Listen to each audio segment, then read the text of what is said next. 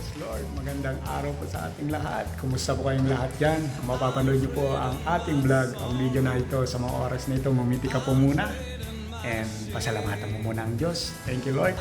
And say yes, amen to our Lord Jesus Christ, to our God. Yan, pagpapasalamat sa mga oras nito. Yan mga kayos, Lord, narito na naman po ang iyong lingkod. So, nagbabalik po tayo at mapag-aaralan po natin at mapag-uusapan po natin ang patungkol sa pag-ibig. Yan. Kung ikaw ba ay naghahanap ka ba ng pag-ibig, o kung naghahanap ka ng magmamahal sa iyo. Yan. So, alam mo ba kung kanino mo matatagpuan ang bagay na yan? Sabi nga, no, kung sa tingin mo walang umiibig, walang nagmamahal sa iyo, mali ka dyan. Dahil tunay may nagmamahal at umiibig sa iyo. Walang iba kundi ang ating Diyos na buhay, mga ka-Yes Lord. Yan, so mga ka-Yes Lord, bakit nga ba natin dapat pag-usapan? Dahil tunay, sabi nga, no, ang pag-ibig na nagmumula sa Diyos ay walang makakapantay. Walang makakahigit yan dahil tunay na iniibig at minamahal ka ng ating Diyos, mga ka-Yes Lord.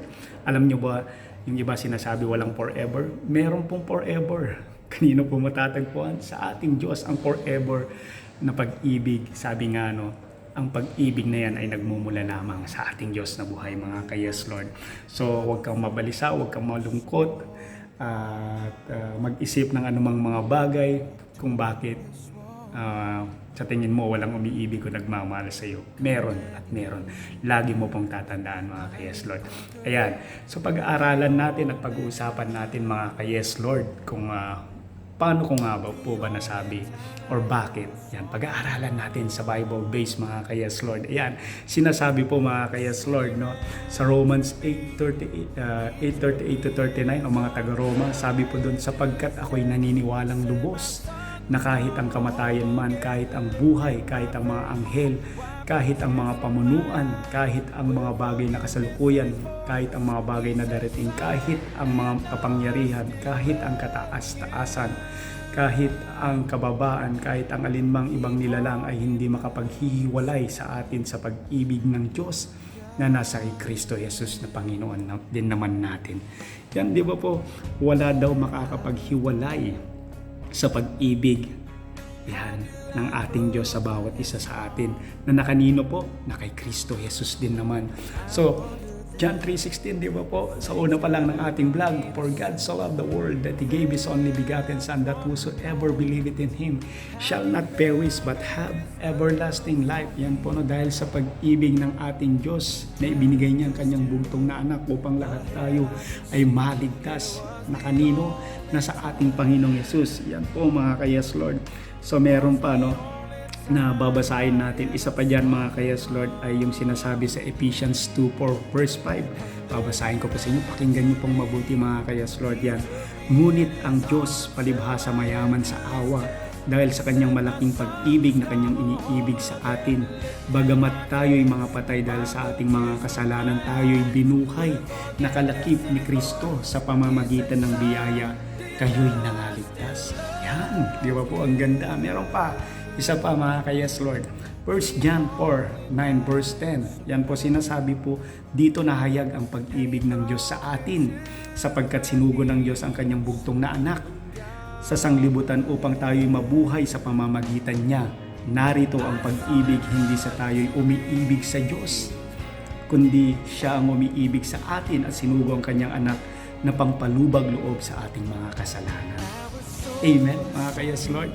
Yan po matatagpuan natin sa ating Panginoong Yesus. Ibinigay niya ang kanyang bugtong na anak upang tayo'y maligtas. Is a great love.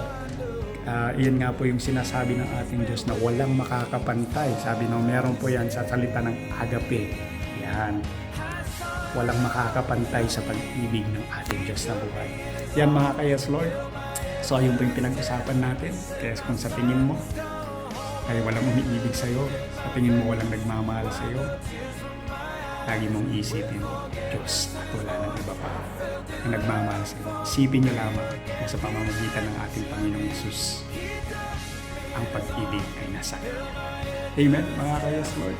So, mahal ka ng Diyos. Higit pa sa inaakala mo yan. Yan pa na walang makakaigit o makakapantay sa pag-ibig ng Diyos na buhay. Kaya lagi mong tatandaan, may umiibig at may nagmamahal sa iyo. Yan po, lagi po natin isipin kanino matatagpuan sa ating Panginoong Yesus. Yan po, ano? Ikaw ligtas, ikaw ay masaya, ikaw ay pinagaling, ikaw ay pinubay ng lahat ng pangangailangan mo. Bakit? Dahil mahal ka ng Diyos sa pamamagitan ng ating Panginoong Yesus. Yan po, sa mga kayas, Lord, let's pray. Samahan niyo po akong manalangin sa mga oras na ito upang ipahayag natin ang pag-ibig at pagmamahal natin sa ating Diyos. Sige po, mga kayas, Lord, ipikit po natin ang ating mga mata. Hallelujah, Jesus. Hallelujah. Dakilang Diyos at makapangyarihan sa lahat. Salamat sa iyong pag-ibig. Salamat sa iyong pagmamahal. Salamat, O Diyos, na tunay na ipinaparanas ang iyong pag-ibig at pagmamahal sa amin.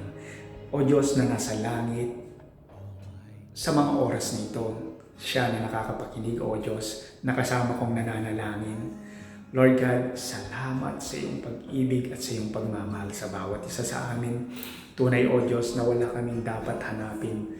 Hindi natin kailangang hanapin ang kalinga ng iba o pagmamahal ng iba dahil tunay, O Diyos, na sa inyo lamang matatagpuan ito, Lord God. Salamat, O Diyos, dahil tunay na sa iyong bugtong na anak, ang Panginoong Yesus, ay natagpuan namin ang pag-ibig na hinahanap namin dahil nasa Kanya lamang, O Diyos. Tunay na sinabi niyo sa iyong salita, Lord God, na ang lahat ng pag-ibig na nagmumula sa inyo, Lord God, ay matatagpuan namin sa aming Panginoong Yesus. Ama na nasa langit, nais namin maranasan ang pag-ibig na ito, lalo na sa manangyayari sa muling araw nito, Lord. Ang pagyakap, ang pagmamahal na ito, Lord God, ay maranasan namin, Lord, sa piling nyo sa araw-araw ng aming buhay. Ama na nasa langit, makita nyo din naman sa amin ang aming pag-ibig na maibigay namin, Lord God, ang nararapat na pag-ibig para sa inyo. Kagaya, O Diyos, ng nais at kalooban nyo sa aming mga buhay. Una na, Lord God, ang pag-ibig na ito, O Diyos, ay makita nyo, Lord God, sa aming mga buhay na ginagawa namin, Lord God, yung nais at kalooban nyo. Pangalawa, Panginoon, na ibigin namin ang mga kapwa namin, Lord God. Ibigin namin ang mga tao na nakakasalamuhan namin sa anong paraan, O Diyos, kundi, O God, sa pamamagitan ng pag-ibig na ibinigay nyo sa amin ay maranasan din naman nila na sila ay iniibig namin, O Diyos.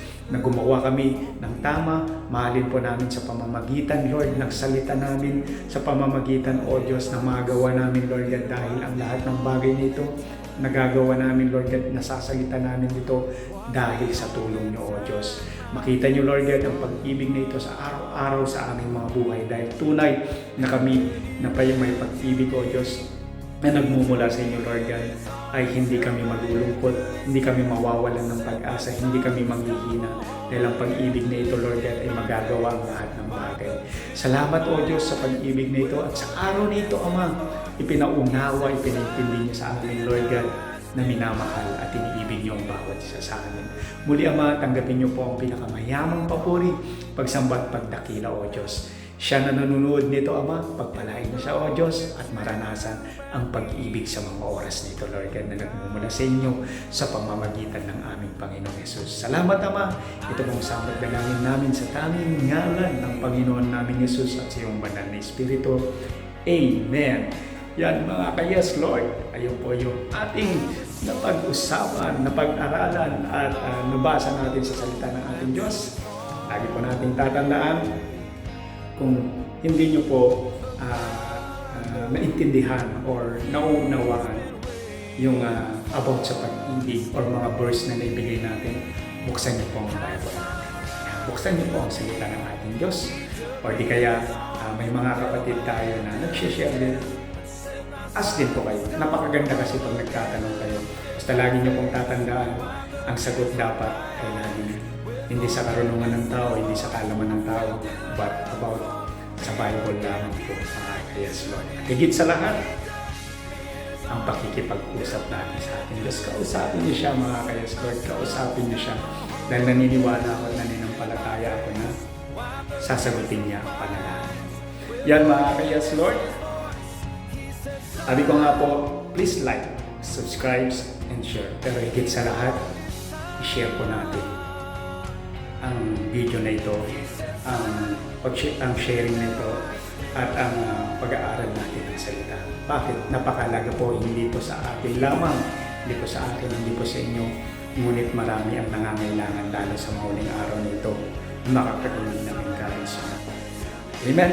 Yan mga kayas Lord.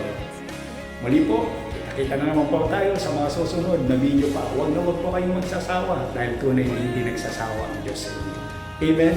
In 3, 2, 1, yes Lord, yes Lord, yes, yes Lord, Amen.